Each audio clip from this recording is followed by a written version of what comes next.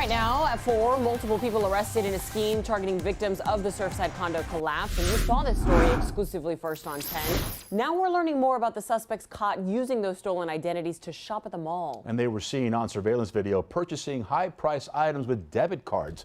They open in the victims' names. Local 10's Ian Margot live with more on this. These 3 people are accused of taking advantage of one of the worst disasters in recent history here in South Florida, really all over the U.S.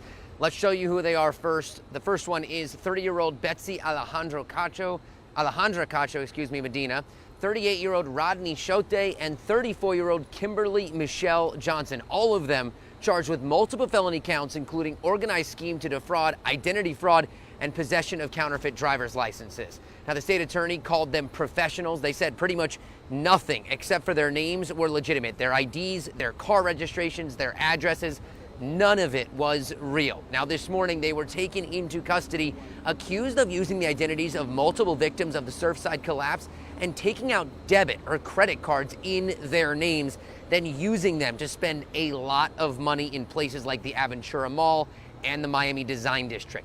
In this surveillance video we'll show you here, you can actually see a woman who is allegedly Medina holding a Versace purse we're told she bought using one of those stolen cards, and then actually using those cards to buy even more things in that video. They did this a lot, spending thousands and thousands of dollars on things like expensive shoes and gift cards. The state attorney said they took victims' names from news reports and other places, then called credit card companies pretending to be them, saying they lost everything in the collapse. Take a listen. Yes, because I was a victim of the towers that just collapsed, the Surfside, and all my personal belongings were in there. So yeah. Oh my gosh, sorry about that. Oh my goodness. Okay. Oh, okay. Let me go ahead and get you cleared up here, and then your card will work going forward.